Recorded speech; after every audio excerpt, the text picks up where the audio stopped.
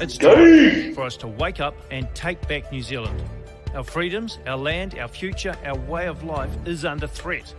We deserve a government that is loyal to New Zealand, a government for Kiwis, by Kiwis. We are farmers, business owners, youth workers, builders, teachers. We are everyday people who want our government to respect us and our taxes again. I'm Leighton Baker, the leader of New Conservative. Let's take back New Zealand together. Stand up, vote New Conservative. Will email you something. That's all. Okay, now what? Press the record button. We're late. We late by.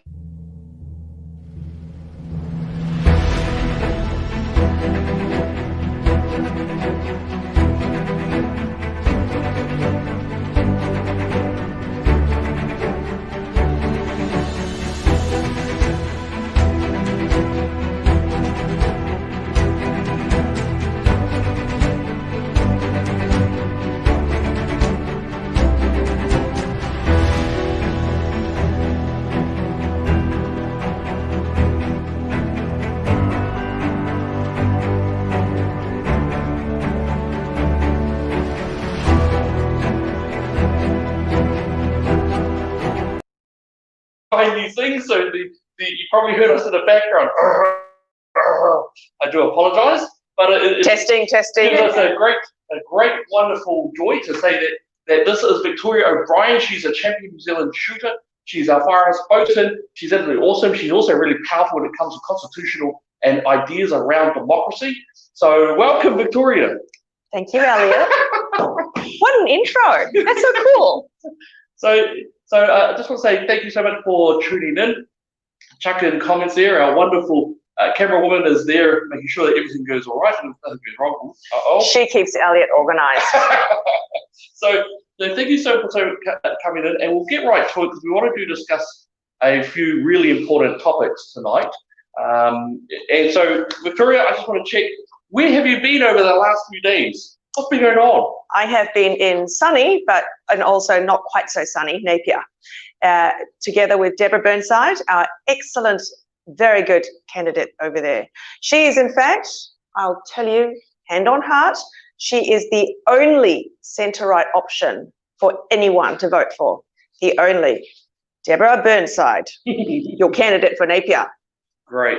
So how were the people there, the meetings that you had? How did it go? What is the sort of gist and the vibe of the people there? What sort of people are you meeting? Meeting people of all sorts, all walks of life, really concerned. Everyone is very concerned about the direction that New Zealand is heading in. Everyone. And everyone is very concerned at the erosion of our democracy.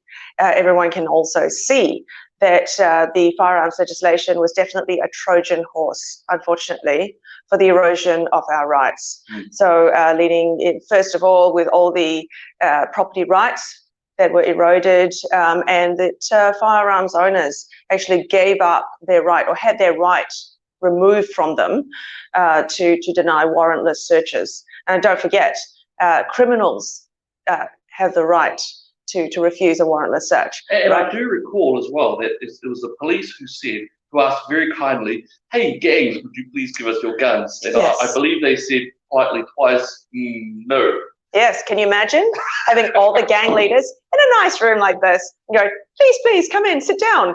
Now, we're going to ask you very nicely, could you please return your illegal guns? And they go, no. And they walk out.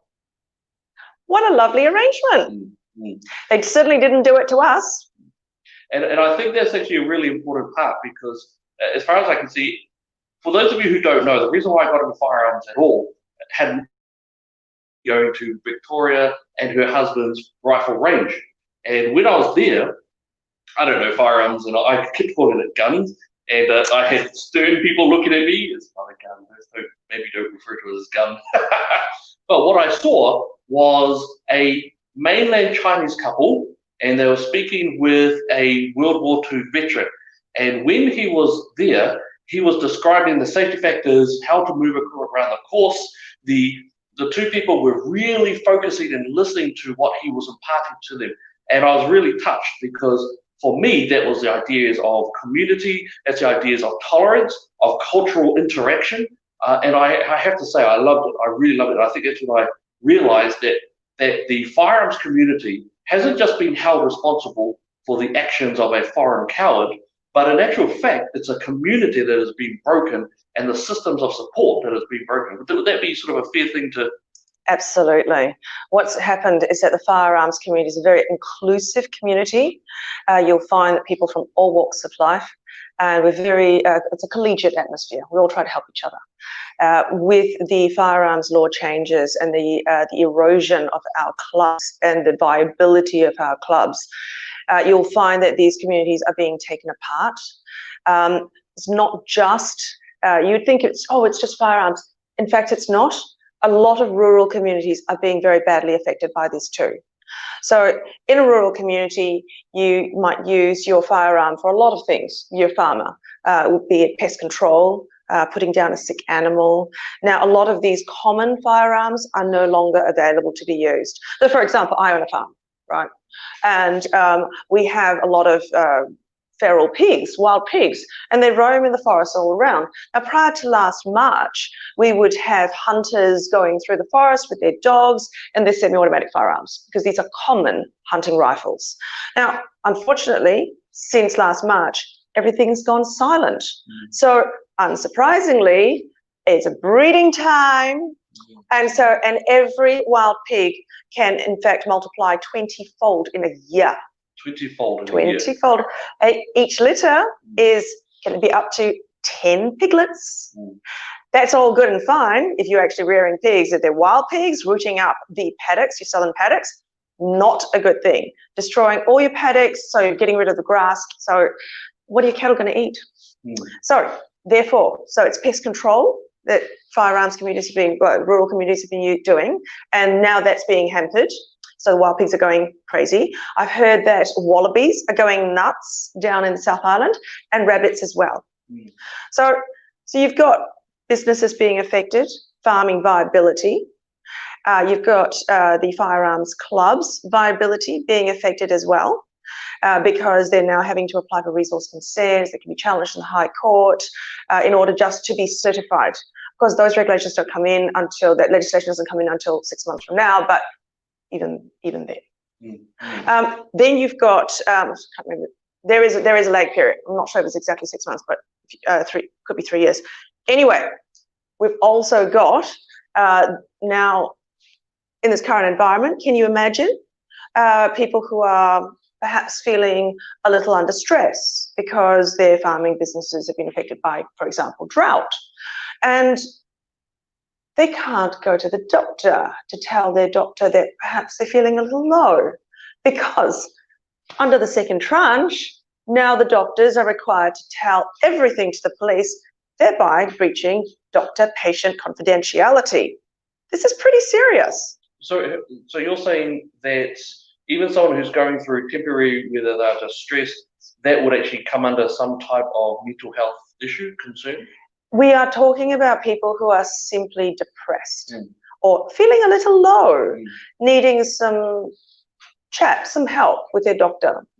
And now they're reluctant because they're afraid the doctor might perhaps give the police the wrong idea, and say, oh no, this person is just feeling low, and the police going, no, well, we can't have that. This person might be a danger to themselves or their family. All it is just they just need help. We are stopping people from actually getting the help they need. Now I think that's a really worrying one. So that's the idea that if someone is going through a bit of struggle, instead of them now they're feeling anxious and afraid that they can't even go to those who will help them the most. Correct. Because then they'll lose the very tools of their trade, or the real livelihood by which they are able to make it in the farming community or the hunting community. Yes. So if they lose that, then they'll lose the more innate sort of support structures that they used to have. Correct. That is incredible. It's incredible. I know that's why we're saying it's not just about firearms. Okay, this is really about communities and ripping communities apart.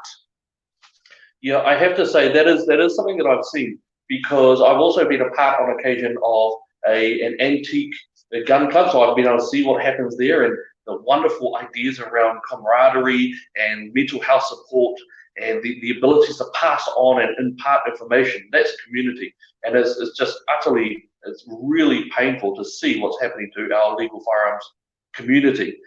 Now, I do want to go back there, because you mentioned something about a Trojan horse, that somehow about the firearms law, the gun confiscations and the way the government's actually conducted themselves is actually a Trojan horse. Would you be able to just explain a little bit further as to what you mean by that? Right. It's easy to demonize guns. And I use that word, right? Guns. Evil gun owners, right? Yes. Oh, terrible. So in the wake of the March 15 tragedy, Ardern and members of her government were out in public saying we would never have been able to pass such laws except in the wake of such an event. Now, I draw your attention to that because that would mean that they counted on a hugely emotional reaction from everyone in order to get support for this. But I put it to you that emotional law is very bad law. There's a very good reason why we have such strong democratic processes. It's to prevent people from making emotionally bad law with unintended consequences, collateral damage. And this is what we're now seeing. So what we have here is a Trojan horse type situation where you have a community that's easily demonized, so you remove rights from them, and then now a precedent has been set. So you have property rights being removed, no compensation. You have ammunition being banned with no consultation overnight, orders in council. Even the Law Society submitted against that particular item. And then we have the loss of doctor-patient confidentiality and a limitless list of criteria now in law to which to deny people a firearms license. So what it seems like what you're saying is that because the firearms community, legal firearms community, because you've got something around about what, 250,000 firearms owners. Now, of course, we've got an area where actually that group is still outnumbered heavily by, to be honest, those who don't know firearms at all. I'm a townie. Many of us live in a city, so Wellington, Christchurch, Auckland, Hamilton. You know, our cities. We got ideas. Like you just said, if we see a gun pouch, we get worried.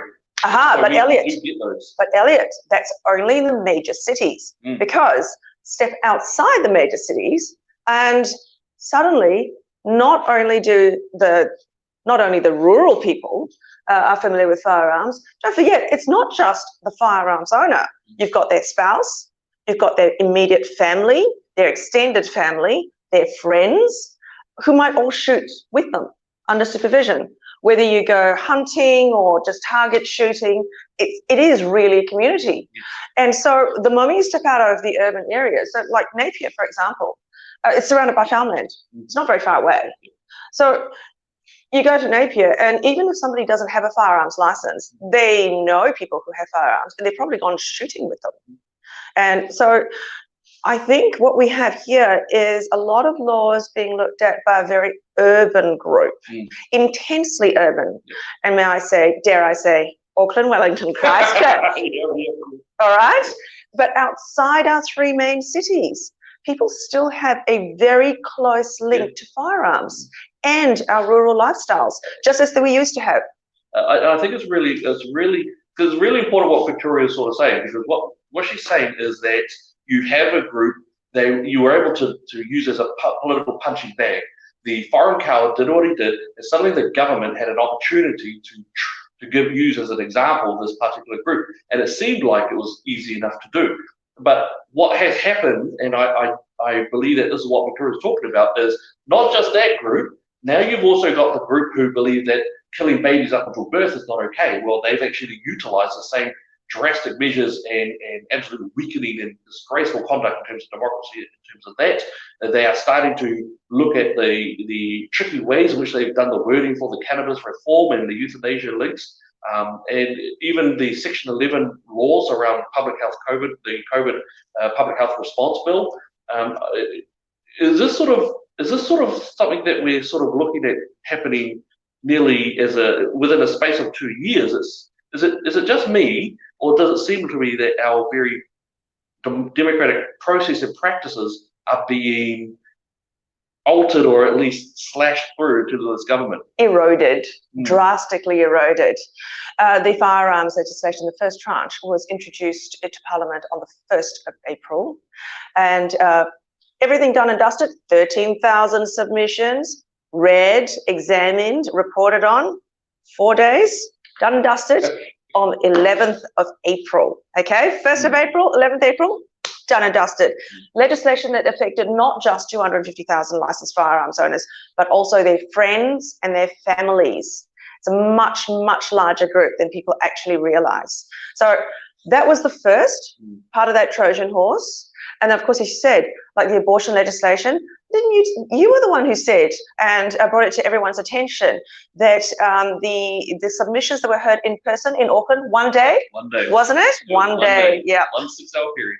Yeah, exactly. So that is another example. And then, of course, the COVID-19 Public Health Response Act with the amendment that was pushed through. Did anybody see that amendment? Oh, my goodness. Victoria's going to drop the bomb here. Yes. So part of that Section 11. So under that clause, which says, oh, yes, you are required to report for any medical examination or testing. They quietly amended that in June. Did you see it? I'm sure you did. And it was. I saw it because you told me. Yeah. We keep an eye on that sort of thing. And it said not only report, but now to undergo any medical examination or testing. Think about that. That's incredibly powerful what Victoria said. So that's the amendment. That's an amendment change. So instead of just going to report for some sort of check or something like that, now she's talking about the actual power to force you to undergo medical treatment. Now think about that in terms of you, your family, your children. Think about the ramifications of also what that means for a government to give itself that power. It's absolutely incredible. I understand. Somebody said to me while I was away in Napier that going through select committee right now is the power to forced vaccinations as well. So that's something I haven't had a chance to look into. But if that's true, I think we really need to look at that. We'll be on it. We'll be checking that. Now, Victoria, it's been quite interesting because as far as I'm concerned, you're the greatest firearms spokesperson out there. Now, some people would disagree. That's fine.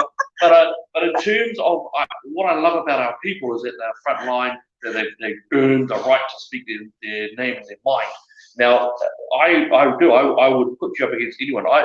Respectfully, Nicole McKee, I think that you'd own her as well. Now, that's just me. It's not me, so it's just Elliot Ikilei talking, not anyone else. And I've just thought about it just now. Now, please tell me, and by the way, I also want you to know out there that Victoria has no idea what I'm asking. So no, I have no idea. This is actually live, okay? It's not scripted. I have no clue what he's going to say. I don't either half the time. So, so I want you to know. So I'm curious. I heard a little rumor that ACT Party may have kept us out of a particular firearms debate. Now, is that true? Is that correct? Because in the entire country, those who are on the political spectrum, you're the number one person to speak to it, as far as I'm concerned. So is that true? Am I correct in hearing this? I will give you the facts. The facts are, on the 2nd of October, Colfo has organised a meeting that includes ACT, National, Labour, Greens, New Zealand First. Oh. And invited all of them to speak on the firearms law. One of their guest speakers is Dr. Samara McFedrin, an excellent firearms specialist from Australia. And she has submitted extensively against the both tranches of law that were implemented here. Excluded was a firearms spokesperson from the largest party outside of Parliament. And a party which has very consistently supported the firearms community. A party which has, out of its top 3 candidates on the list, 3 firearms owners out of the 4 in the top list, and also all current or former farmers. So, New Conservative has obviously not been invited to this meeting. To be honest, I'll be honest. If I was a political thinker, I would also, if I was the one trying to fight for the firearms community to be heard and the firearms community as a political figure, I think I would keep us out too if I was not part of the party. And I'm not again. Hey, I just say what I say. Hey, I think you guys know me well enough now to just go blur. But as far as I'm concerned, if I was ACT, I would totally say, whatever you do, figure out a way to keep New Conservative out of it. Keep Victoria out of it. We've got the best firearms policy out there. We do. Can you please tell me, what is our deeply in-depth firearms policy? Our firearms policy basically says, get rid of the 2nd and 1st tranches because they only target firearms owners to no purpose. And well, so no tweakings. You don't want to keep bits and pieces. You don't want to just muck around with it. You don't want to shuffle the edges. Absolutely not. Both past and the climate of undemocratic process and emotional reactions. So, not worth keeping at all. We need to actually do things properly. And in fact, the Arms Act, as it was, functioned perfectly well, except that it needs to be properly enforced. So, police needed to be properly resourced and have proper training to do the vetting thoroughly. And the vetting, as we all know, that's what failed. That's what failed us. Can you give us some examples of that? What do you mean? Because I did read a report, but my brain is a little bit spotty, but I do remember something about that the vetting failed miserably when it came to the Australian coward and what he did. Is that where a lot of the problem came from in terms of how he got his license? Absolutely. So he was able to come into the country as an Australian citizen and immediately get permanent residence, of course, which we can't do as New Zealand citizens, vice versa in Australia. But because he was a permanent resident here, he was able to get a New Zealand firearms license in no space of time whatsoever. I think somebody said it was about 5 months, which is incredible. Wow. Yes, wow. Incredible. Very short space of time. He also apparently shopped around. So he realized that it was more difficult to get a firearms license in certain parts of the country and easier in others. Also, Dunedin at the time had a history of underfunding and under-resourcing for vetting. It was revealed in a Stuff article that funding had been reallocated, shall we say, reallocated from vetting to other areas. And the poor lady who was doing the vetting was in tears, reportedly. She said she couldn't cope with her workload. And yet pressure was applied to rush the vetting through. So you can imagine, this is a situation under which he got his license. So no checks. We understand that he didn't even have his referees properly checked. The people that were supposed to be his referees had never even met him in person. That's unheard of. Wow. Okay, so sorry, you're saying that the referees for the license that the Australian Council would end up using to murder over 50 people, the vetting procedure, which was supposed to have actual people who know the person, Correct. had never actually met the person. Correct. That's incredible. I know. Mm. So we have these sorts of major, significant holes in the vetting. They never checked the fact that apparently he was known to health authorities in New South Wales. Wow. They never even checked that his travel history should have made anybody suspicious. So, yes, major holes. Kiwi Gun Blog has actually also published that about 1,000 Australian criminals have come over to New Zealand and got firearms licenses. Wow, so you're saying that the 501s, the ones who've been sectioned out? Yes, there's some, either they're 501s or they're other Australian criminals, actual criminals who have a criminal history in Australia, still being granted firearms license here. And while, to let you know, I live in South Auckland, and I love my home, and I will say this, is that currently there's a bit of a drug war going on right now in South Auckland. Those of us who are in the know it. And what you'll also find is that Counties Manukau area, we are in the highest gun death crime spree for the last 10 years. We're at the highest levels in over a decade. That's how bad this is. So when they talk smack, when they talk about, oh yeah, these gun laws are going to make us safe, no, they don't. They make it more dangerous for us. And especially for our people here in South Auckland, it is even worse now than it has ever been. So Victoria, thank you for that. Now, first, before I move on to a slightly different topic, I just want to check. Do we have? What's the time? I want to make sure that we're not going over time. Oh, great! So we've got a few more minutes. Do we have any questions from the floor? I want to point out that our lovely camera woman, I sort of chucked her into the deep end, and so you know, because this is me, this is how I roll. And all my students out there who I know you have been watching a few times, you'll know how I sort of taught, which is basically throw you down to the hill and see if you ride well. So hey, no problem. Glad to see you there. Now, Victoria, you are also actually something else. So you also do firearms, but I'm going to lead. What is the other things that you do currently? So I know that you have released a little video clip, Back to Work. What do you mean back to work? What's the other thing that you do? It's calving season. In case nobody else noticed, it's calving season. We've got calves coming out everywhere. And it's also lambing season. It's spring. These things happen. It doesn't matter if there's a COVID shutdown, and what else? Campaign? What campaign? Calves come out, lambs come out. And as responsible farmers, we do something about it. We take care of them. So that's what's happening. Came straight off the plane from Napier, went straight onto the farm, been working all afternoon. And we've got a brand new calf just appeared this morning as well. Right. So yes, we're out there helping the milk flow. There is also something else as well. Now, what area are you running for at the moment, Victoria? Well, not only am I firearms spokesperson, I'm also the candidate for New Lynn. New Lynn. Now, New Lynn, how interesting. I heard about New Lynn. So apart from New Lynn having some of the most wokey work areas that you can find in the Auckland region. Don't mince your words, Elliot.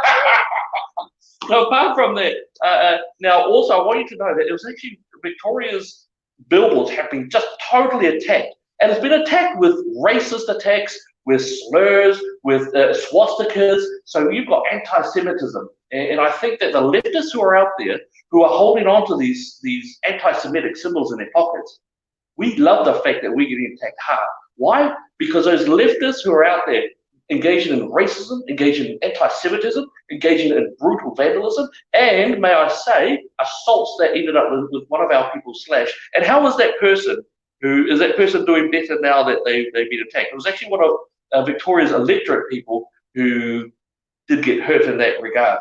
Is that person all right? How are they doing? He is fine now. but he had to have a whole week's course of antibiotics.